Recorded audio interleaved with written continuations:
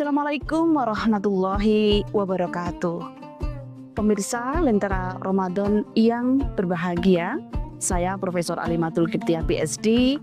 Untuk kepentingan teman-teman yang difabel netra, saat ini saya menggunakan baju pink, kemudian jilbab krem ya, dan juga celana krem gitu ya. Nah, pemirsa yang berbahagia, pada kali ini kita akan mengupas tentang perempuan dan Ramadan. Sebenarnya apa sih persoalan-persoalan perempuan kalau di dalam bulan puasa itu? Ada beberapa hal ya. Yang pertama, kita Ramadan itu bukan hanya persoalan meningkatkan ketakwaan ya, tetapi juga kadang-kadang meningkatkan kesibukan. Kesibukan apa? Kesibukan menyiapkan buka puasa dan sahur. Nah, ketika menyiapkan buka puasa dan sahur, itu sering identik dengan itu tugas-tugas perempuan. Padahal sebenarnya di dalam Islam, pekerjaan rumah tangga, pengasuhan, baik selama bulan Ramadan ataupun di luar bulan Ramadan, itu ya tanggung jawab bersama gitu. Karena itu kayaknya kita perlu bikin indikasi laki-laki yang bertakwa ya. Pada bulan Ramadan ini adalah salah satunya masuk dapur ikut nyiapin sahur. Nah, itu berarti laki-laki yang bertakwa juga di bulan Ramadan, sehingga dia akan meningkatkan ketakwaannya dengan ikut bertanggung jawab pada urusan-urusan domestik dan pengasuhan, termasuk di dalam menyiapkan buka puasa dan sahur. Yang kedua, selain persoalan domestik dan pengasuhan, pemirsa Lentera Ramadan yang berbahagia, adalah persoalan tentang bagaimana pengakuan perempuan itu di dalam aktivitas ibadah. Coba sekarang kita lihat, berapa sih penceramah perempuan yang dijadwalkan di masjid kalian? Coba ada nggak? Wah, kayaknya banyak yang mengatakan nggak ada ya. Betul, gitu. Itu masih jarang sekali. Kenapa sih perempuan itu kok tidak sama dengan laki-laki ya di dalam bagaimana dia diakuinya untuk memberikan pencerahan ya di waktu-waktu bulan Ramadan. Mungkin jelang buka puasa banyak perempuan yang terlibat, tetapi setelah sholat Isya, jelang tarawih itu sangat bisa dihitung dengan jari. Saya sangat mengapresiasi Masjid UIN Sunan Kalijogo Yogyakarta sejak lama selalu memberikan porsi kepada penceramah perempuan pada saat jelang tarawih. Saya termasuk selalu dihubungi oleh takmir untuk ikut menyuarakan tentang bagaimana isu-isu perempuan itu di dalam bulan Ramadan. Karena itu teman-teman sekalian, coba mumpung yang belum terlanjur ya, jadwal-jadwal penceramah pada bulan Ramadan itu tolong dong diisi untuk perempuan. Nah, persoalan yang lain ketika sudah ada jadwalnya perempuan itu menjadi pengisi saat jelang tarawih, itu kadang-kadang hanya bicara di depan para perempuan. Jarang yang kemudian bicara di depan podium. Karena itu tahun kemarin saya mulai di Masjid UIN Sunan Kalijogo kita bahwa saya ingin ketika ceramah di depan podium, bukan hanya di depan perempuan. Dan kayaknya secara psikologis itu sangat komunikatif ya, karena kemudian saya bisa melihat wajah para bapak, mas-mas yang pakai kopiah-kopiah putih yang soleh-soleh itu, sehingga kemudian kita bisa berdiskusi, berdialog dengan baiknya. Karena itu penting ya, bagaimana kita meningkatkan ketakwaan kita pada bulan Ramadan adalah dengan meringankan tugas-tugas domestik dan pengasuhan yang selama ini diberikan kepada perempuan. Yang kedua adalah bagaimana kita merencanakan, menjadwalkan penceramah perempuan jelang sholat tarawih. Nah, karena itu ini sesuatu yang sangat penting.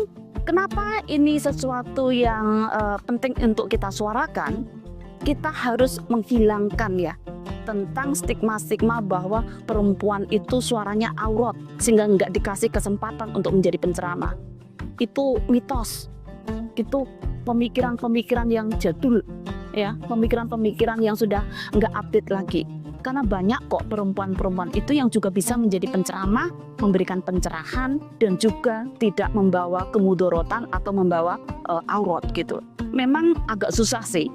Masyarakat kita kadang-kadang masih mengidentikan perempuan itu pembawa fitnah gitu ya. Sering kita mengatakan sumber fitnah itu adalah harta tahta wanita gitu ya. Saya pikir itu nggak fair banget gitu. Karena bagi saya sih sumber fitnah itu harta tahta asmara dan kuota. Jadi kalau disingkat adalah hati akyu. Makanya para pemirsa Lentera pada ketawa ya. Coba diingat ya, harta tahta asmara dan kuota. Jadi kalau diingat itu hati IQ gitu ya. Kenapa? Karena ya laki-laki juga bisa membawa sumber fitnah kok, bukan hanya perempuan saja gitu. Karena itu ini penting untuk melakukan perubahan cara berpikir bahwa perempuan itu bukan sebagai sumber fitnah, suaranya juga bukan aurat, tapi keberadaannya juga bisa menjadi scholar, ya, bisa menjadi ilmuwan, bisa menjadi penceramah, dan juga bisa melakukan perubahan. Sehingga yuk coba kita wujudkan ya bagaimana situasi di sekitar kita, di masjid kita untuk memberikan waktu dan juga menjadwalkan perempuan itu sebagai penceramah di bulan Ramadan. Secara detailnya bagaimana, apa yang perlu dilakukan, upaya-upaya untuk mewujudkan, memakmurkan masjid dengan melibatkan perempuan, nanti kita dengarkan pada sesi berikutnya ya.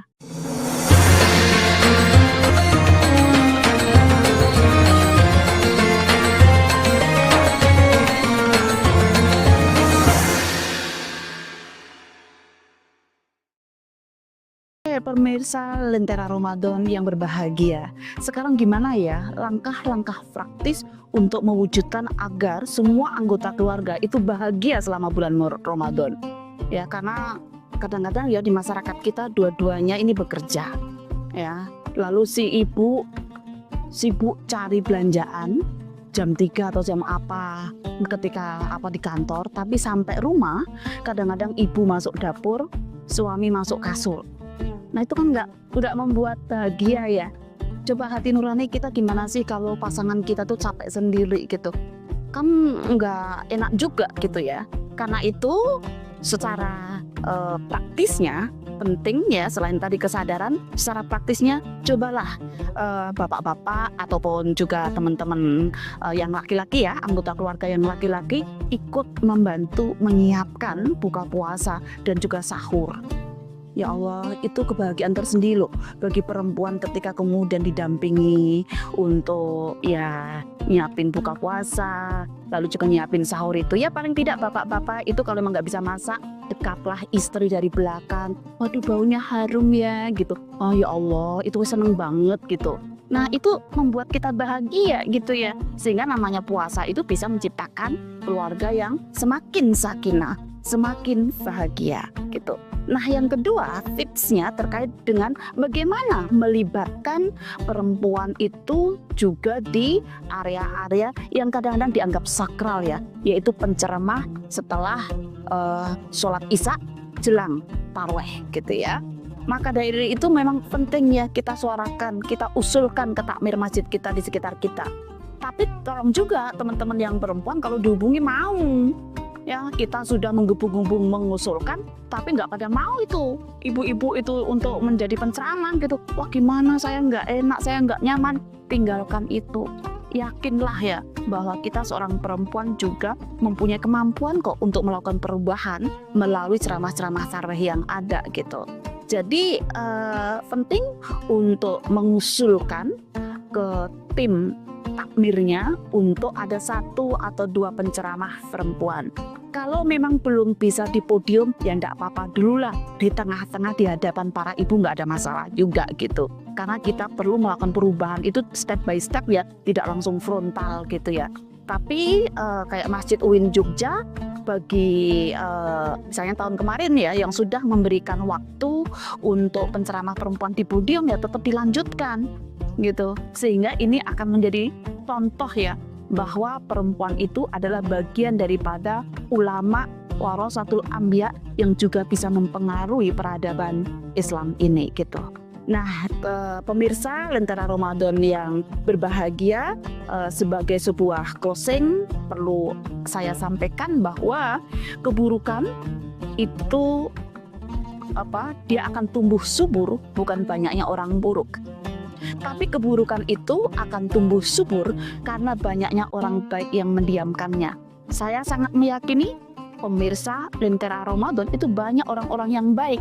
Tapi kenapa mendiamkan ketika anggota keluarganya hanya salah satu yang kemudian aktif sendiri untuk menyiapkan buka puasa dan sahur. Waktunya bapak-bapak tidak hanya sekedar mendengkur, tapi waktunya masuk dapur dan nyiapin sahur. Dan juga anggota laki-laki juga ya gitu, supaya kita puasa bersama, bahagia bersama begitu ya. Nggak ada ketabuhan kok, nggak ada orang laki-laki akan masuk neraka karena tahu harga minyak, tak ada itu. Ya, nggak ada itu, justru mulia itu. Rasulullah dulu, ya, ada dalam satu riwayat, Rasulullah itu selain pernah menjahit bajunya sendiri, tapi beliau juga pernah mengambil air dalam satu ember untuk kemudian guna membantu keluarganya. Ingat, bukan membantu istrinya, membantu ahlun, membantu keluarganya. Karena itu tugas domestik dan pengasuhan itu adalah tanggung jawab bersama, bukan hanya tanggung jawab perempuan atau ibu.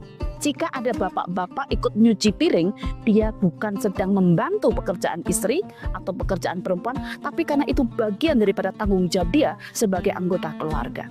Ya, kemudian juga ibu bapak sekalian, pemirsa Lentera yang saya hormati, sekali lagi penting untuk memberikan ruang bagi perempuan di dalam mewarnai perubahan ini, ya, sehingga kita semuanya insya Allah akan diberkahi karena kita tidak melakukan diskriminasi yang berbasis gender, berbasis perbedaan laki-laki dan perempuan, karena sebenarnya Islam itu adalah sebuah rahmat.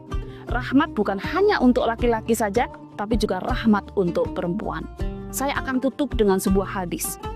Ya, pada suatu saat Nabi Muhammad itu diminta oleh sahabatnya, dia mengatakan gini, ya Rasulullah, jenengan itu kalau berdoa kan pasti mustajab. Kalau bahasa Jawanya cospleng gitu ya. Cobalah itu didoakan aja tuh orang-orang kafir itu supaya langsung terkutuk gitu kan. Nah, tapi apa jawab Rasulullah? Saya datang ke bumi ini bukan untuk menjadi pelaknat. Saya datang sebagai rahmat. Karena itu penting Rasulullah datang itu juga akan menjadi rahmat untuk perempuan. Rahmat di keluarga, bahagia di keluarga, dan juga bersahaja di masjid Allah. Saya pikir itu, terima kasih. Mohon maaf jika ada hal yang kurang berkenan, dan selamat menjalankan ibadah puasa para pemirsa Lentera Ramadan. Mudah-mudahan ibadah puasa kita diterima oleh Allah SWT dan juga bisa meningkatkan ketakwaan kita kepada Allah SWT. Ingat, salah satu ciri laki-laki yang bertakwa adalah tidak mendengkur tapi ikut masuk dapur dan menyiapkan sahur. Semangkok berlian untuk kekasih, cukup sekian. Terima kasih. Assalamualaikum warahmatullahi wabarakatuh.